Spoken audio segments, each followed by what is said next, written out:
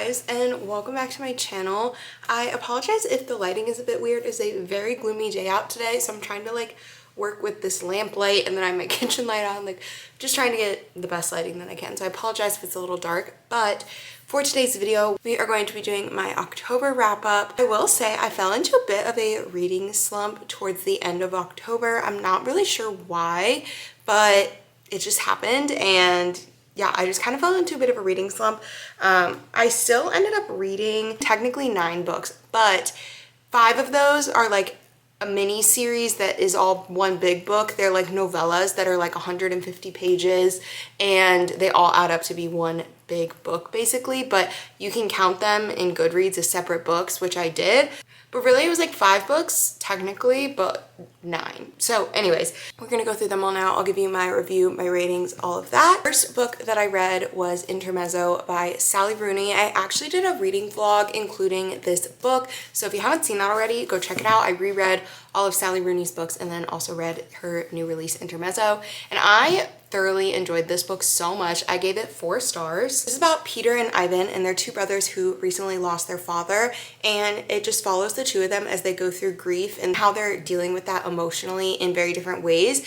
They're also significantly far apart in age. I think Peter's like 10 years older or maybe even more than Ivan, and I feel like I related to this book quite a bit in certain aspects of, one, I'm a lot younger than my older siblings, and then also just the sibling dynamic. I feel like as a younger sibling and the youngest in the family, I super related to Ivan on so many levels, and I just really loved this book. Sally Rooney, every book I've read by her continues to get better and better. Like, her writing is just phenomenal. She does such a good job of really building these characters and like fully fleshing them out and making them feel like real people, and you just know the ins and outs of their brains. I also loved so much how this was written. So you get both brothers' perspectives and the chapters kind of flip back and forth, but the writing for each brother is completely different, which I thought was really unique.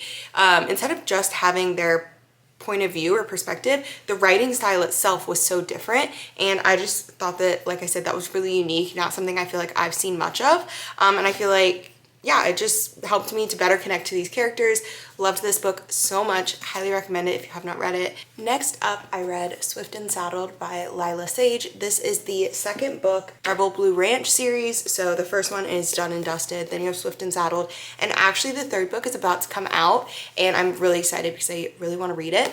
But this is about Ada and Wes. Ada is an interior designer, and she comes to Rebel Blue Ranch to help Wes build the big house into basically like a B&B. The night before the project starts, she gets there and they make out at the bar, but she doesn't realize that Wes is now about to become her boss.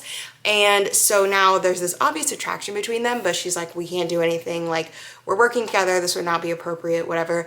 But there's clearly very much attraction between them. I gave this one 4 stars. I really liked it. I feel like it was a good palate cleanser in between. I've been reading a lot more literary fiction recently, and just a little bit more like thought-provoking books, so it was kind of nice to just sit and like read an easy romance one you don't really have to think too much about.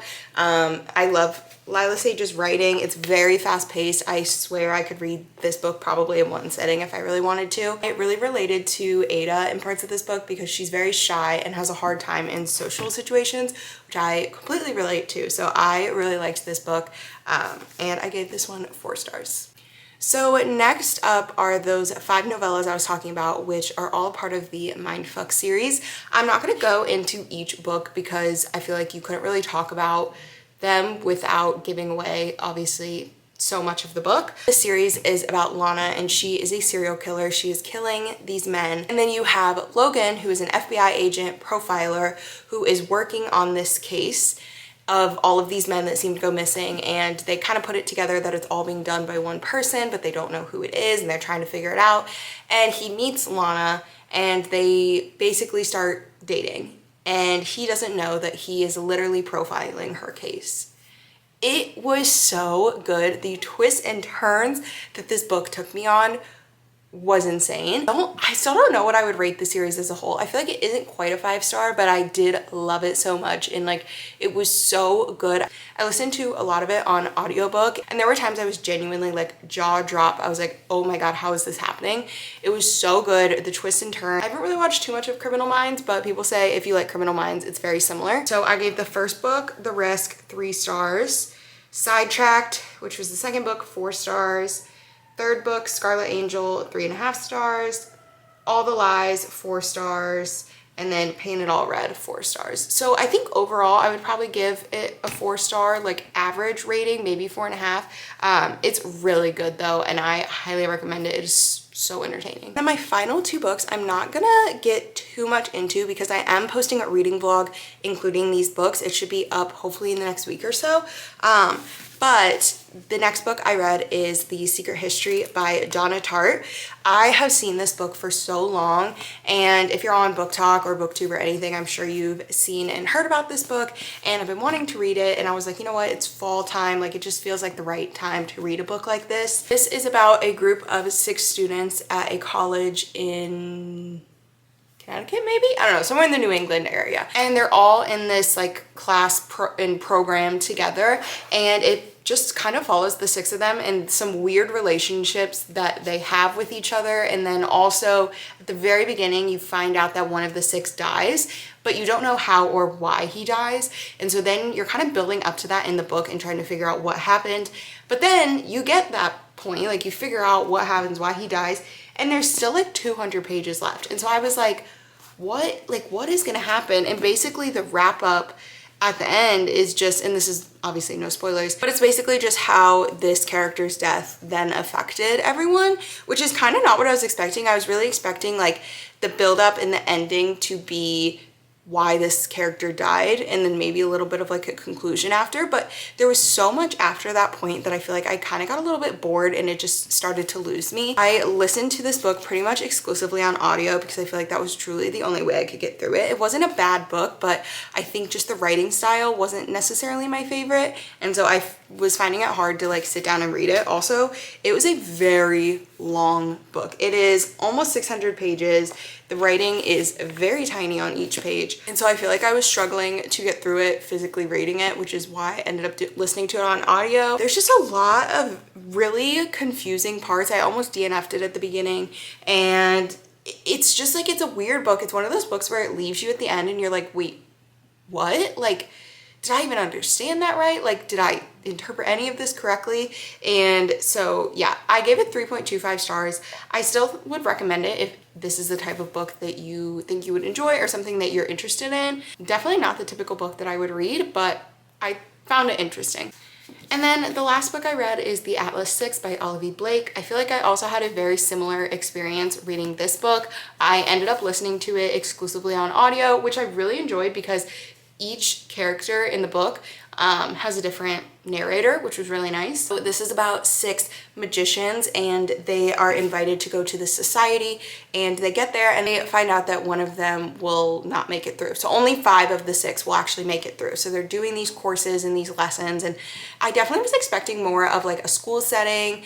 It definitely was not what I expected. I was almost expecting more of like Fourth Wing, kind of like how there's a lot of like lessons and school settings, and I don't know, it wasn't what I thought it was gonna be, which is not bad, but I also was left confused like this entire book. And I looked up afterwards, and I guess that's a pretty common theme, which made me feel better because I was like, am I just like stupid and not understanding this? But I think that is honestly a common theme, and the end of this book is left like very open-ended, and you're kind of like, wait, what is going on? Like, what is gonna happen? And it is a part of a series, and I do potentially want to continue the series at some point. I don't know if I'm gonna jump right into it just because it wasn't a favorite book of mine, but I don't think it was bad. I just, like I said, I felt very confused. I feel like the magic system and the politics of the world were not well explained at all, and they kind of just wrote it almost as if they assumed you knew what was going on. And I feel like if it was better explained a little bit, I would be way less confused. So For that reason, I gave that one 3 stars. That is all for my October wrap up. Thank you guys so much for watching. Really looking forward to November and all the books I plan to read and the videos I plan to post it. So definitely make sure you're subscribed, and I will see you guys in my next video. Bye.